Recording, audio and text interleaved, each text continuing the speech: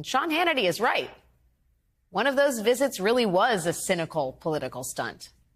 But it wasn't President Biden's. This afternoon, Trump toured the city of Eagle Pass, Texas, and he was led by the Texas National Guard. Meanwhile, at almost the exact same time, President Biden toured Brownsville, Texas, accompanied by Customs and Border Patrol agents, or CBP. While these two tours may look somewhat similar, there is at least one key difference. Customs and Border Patrol is actually in charge of border security. The Texas National Guard, on the other hand, is not. So Trump is effectively just cosplaying here. And when it came to their actual speeches, Trump and Biden could not have been more different. President Biden talked about the need for more immigration judges to clear the asylum backlog. He proposed more overtime for CBP officers, more machines to detect fentanyl, and more bipartisan compromise. He talked about real, tangible policy. He offered possible solutions. And then there was Donald Trump. Now the United States is being overrun by the Biden migrant crime. It's a new form of vicious violation to our country. It's migrant crime. We call it Biden migrant crime. Now, I should stop to say that the United States is not, in fact, being overrun by migrant crime. A recent NBC News review of 2024 crime data from cities targeted by Texas's Operation Lone Star, that's the program that transports migrants from the border to major cities across the country. A review of that data shows that overall crime levels actually dropped in the cities that have received the most migrants.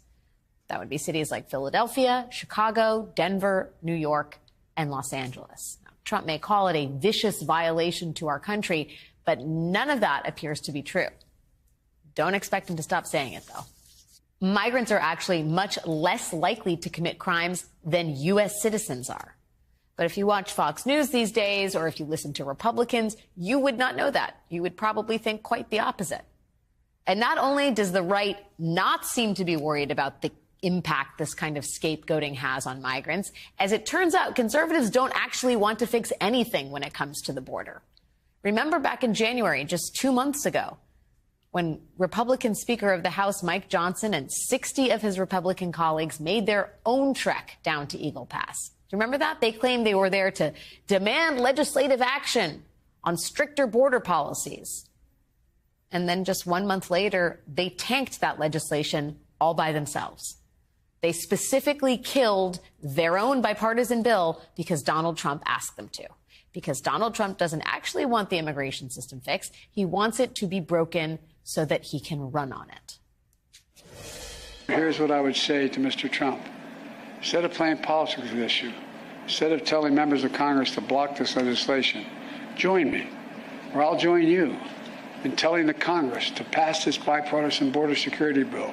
We can do it together.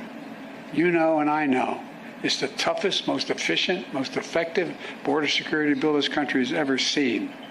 So instead of playing politics with the issue, why don't we just get together and get it done? Joining me now to discuss this is Senator Catherine Cortez Masto, Democrat from the great state of Nevada. Senator, it's great to see you. Thanks for joining the program on this really important, day, this pivotal moment as we talk about immigration in this country. I first got to ask you what you think of the phrase Biden migrant crime. Well, it's just ridiculous. It's typical what former President Trump has always done, even in 2016.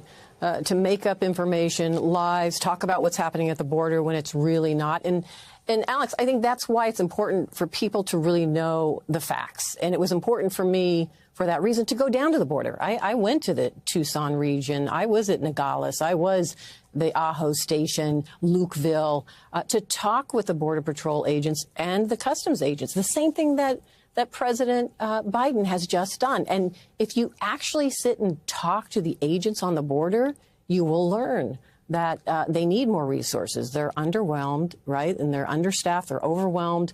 There's so much happening there. And for that reason, I supported that bipartisan legislation that you talked about, the Border Security Act, because it had all of the information in there, all the resources that we needed to secure the border. And it's why President Biden worked and his administration worked with the senators, both Republican, Independent, and Democrats, to come to that compromise for that strong border security. It was tough. It was fair. It was really what our border security wanted and needed at that border. That's why the Border Patrol Association, the union, supports it. That's why so many came out and said, yeah, this is what we need. But on the other side of it, you have former President Trump, who is all about misinformation and, as you've pointed out, doesn't want to really solve the problem. He just wants to exploit it for political gain. It is typical of his MO. That's how he's always operated. That's how he will continue to operate. Yeah, I do wonder, though, if you think in some ways Trump has managed to move the goalposts here a little bit and has entreated Democrats to join him in effectively, if not outright vilifying migrants, but it seems like in all the talk of locking down the border, there's been something lost in terms of understanding the humanity of these people. I mean, there are headlines about children sheltering in porta potties down at the border. They're suffering from hypothermia. They're hungry. I think starvation is being used in some cases. These are human beings who are a vital part of the American economy. And I wonder if you think Democrats are forcefully enough advocating on their mere presence in the United States, understanding that the system by which they come is broken, but not to lose sight of the fact that they are important to this country and they are our fellow humans. Well, Alex, you're right. A couple of things here, right? We want to secure the border. We need to make sure there's resources there. There's fentanyl coming across the border. There's illicit drugs that we need to stop. They're coming into my community in Nevada. They're coming across the country. There's human trafficking that's happening. But yes, we also need a fair and orderly process for immigrants who are coming to the border. And now we're seeing these surges of immigrants, and we need to make sure we're addressing that. And what their needs are, and actually processing them much faster. That's why we need more resources, more immigration judges, more asylum officers. We want to process them faster to see if there is a credible fear allegation, whether that's true or not, or are they really migrants coming for an opportunity to succeed? And I will say this, what you have seen, and the data has shown that most of the migrants that we have seen coming across the border are just that. They want an opportunity, the American dream, or they're being persecuted in their country, with their lives. There's concerns for their families. That's why they are making that trek thousands of miles and paying these cartels to try to get to a better life for their families. We can't lose sight of that. But we also have to make sure we secure that border, because there is a lot of the illicit drugs and human trafficking and things that are happening. So, but we can do both. We can still have our values and principles and have a fair and orderly process at the border. That is something that I am proud as an American that's what this is about. But there's a role for Congress to play in this, along with the administration. And we have to be a part of it. Unfortunately, my Republican colleagues don't want to be a part of it, right? Some of them are just listening to former President Trump and doing his bidding and not solving this problem. There were a lot of warning signs, plenty of reasons why getting into business with Donald Trump was never going to end well for them. But if there was one moment where they should have walked away with their dignity intact and kept their distance from Donald Trump forever, it was probably this one. Andy, you're just being pounded on. You're being out-debated. I just don't want somebody running one of my companies that's going to get beaten up so badly, you're fired. And I just have to do this. I have no choice. Wes, you're fired also. Andy Litinsky and Wes Moss, contestants on season 2 of The Apprentice. Both were fired by Trump in dramatic boardroom scenes full of melodramatic music and a whole lot of reaction shots. But Andy Litinsky and Wes Moss did not learn their lesson. Years later, after Trump became a twice impeached former president who tried to steal an election, Andy Litinsky and Wes Moss decided to go into business with him. And boy, do they seem to regret it. These two former Apprentice contestants helped Trump build his right-wing Twitter knockoff social media company, Truth Social. But now they are suing Trump, claiming he's essentially trying to cheat them out of their share of that company. I mean, who could have seen that coming? That lawsuit isn't your typical where are they now reality TV story. The lawsuit from those two former Apprentice stars is now getting in the way of Trump's latest attempt to escape accountability. Right now, Trump is on the hook for more than $500 million from his civil fraud and defamation lawsuits. At the same time, Trump is in the middle of a big deal to try and effectively sell that Twitter knockoff for billions of dollars, the company that Andy Litinsky and Wes Moss helped Trump create. A lot of people think Trump could try and use the proceeds from that sale to pay his legal bills. That way, he could avoid having to sell off his precious real estate holdings and get Truth Social's investors to cover the cost of his misdeeds. But now the Washington Post reports that the lawsuit from those two former Apprentice stars is throwing a wrench in the deal. It's delaying Trump's access to those funds, which could be a real problem for Donald Trump, who sure seems these days like he does not have the money to pay the millions and millions in penalties that he owes. Last week, Trump tried to get the courts to delay his $83 million payment in the E. Jean Carroll lawsuit.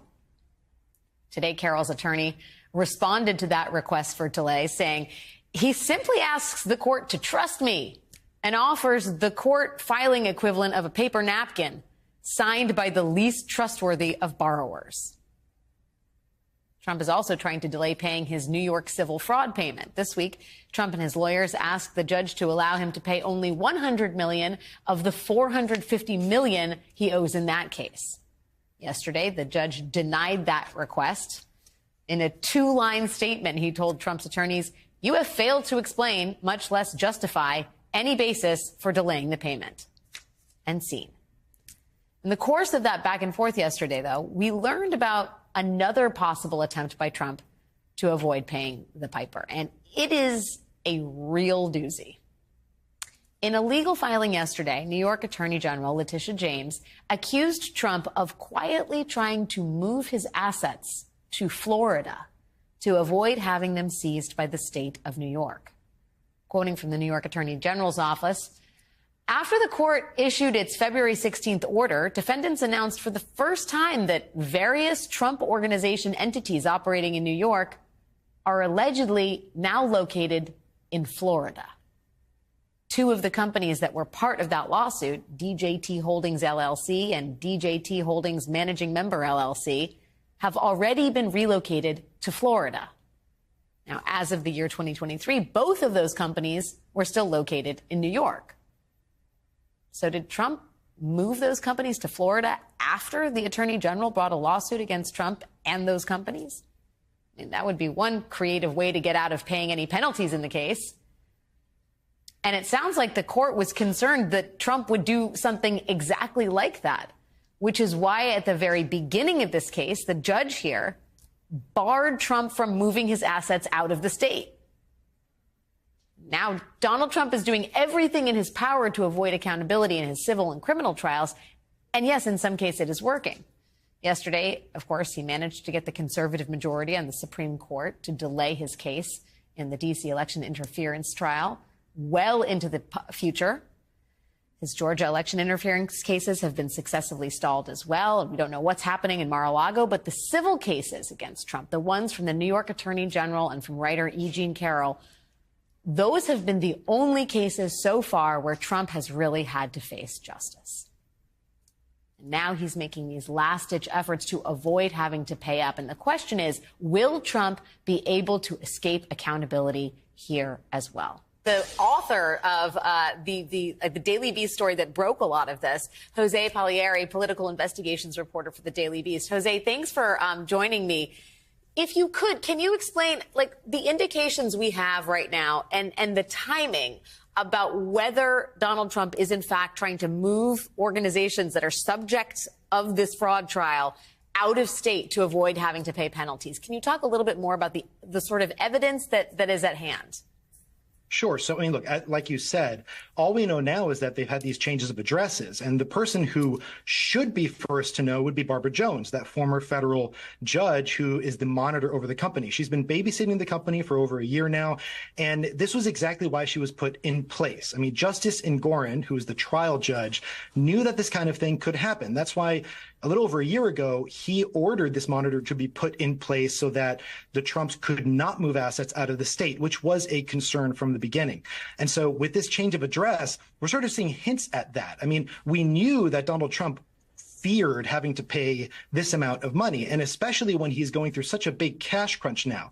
Let's remember that the $83 million he has to pay up very quickly to E. Jean Carroll for losing the rape defamation case in January, it's coming due. And this is a really bad storm for him. And so the fact that they've changed these addresses is certainly suspicious. The fact that they only alerted the court in a letter saying, oh, by the way, these addresses are incorrect, that's sort of a backdoor way to get into this. And it's why the AG in New York is calling them out on this.